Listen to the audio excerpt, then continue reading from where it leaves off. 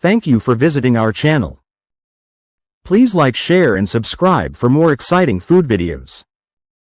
Hi everyone.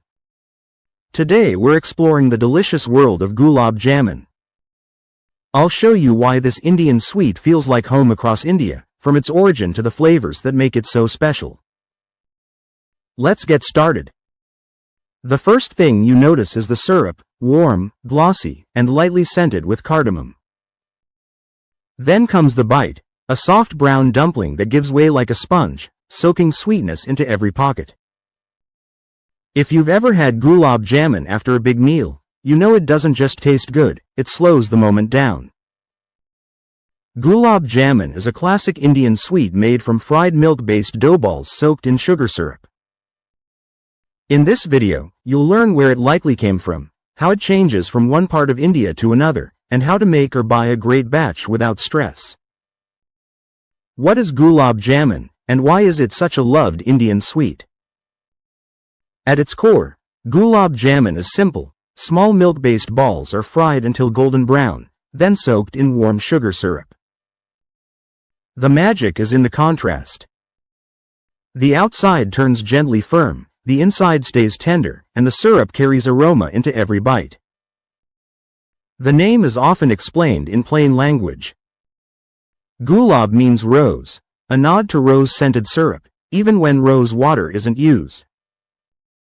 Jamun points to a dark, jamun-like color, and to the jamun fruit, Java plum, that shares a similar deep tone when ripe. Many homes flavor the syrup with cardamom, and some add saffron or a touch of rose water for a floral finish. So why does Gulab Jamun sit so high in India food culture? It fits everywhere. It's familiar at weddings, quick to serve at festivals, and easy to share at home because it travels well and reheats nicely. It also feels generous. One piece can be enough, but it still feels like a treat. A quick origin story, from royal kitchens to everyday celebrations. Gulab Jamun didn't appear in a vacuum.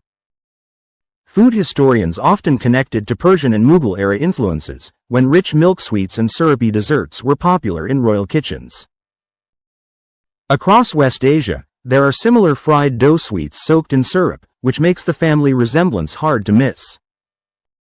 Over time, the Indian version took on its own identity through local dairy traditions, spice preferences, and sweet shop craft.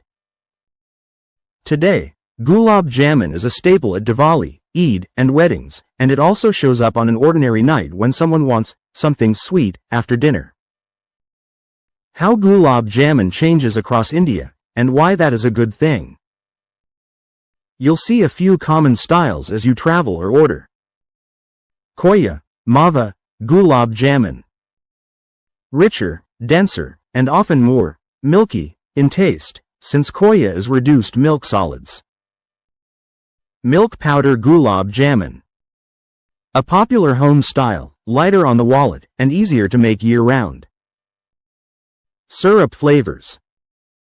Cardamom is common, rose water appears in some kitchens, and saffron shows up when people want a special occasion note. How it's served. Some like it warm with extra syrup, others chill it, and many love it with rabri, thickened sweet milk, for a double dairy finish. Those differences aren't confusion, they're part of why Gulab Jamun in India never gets old.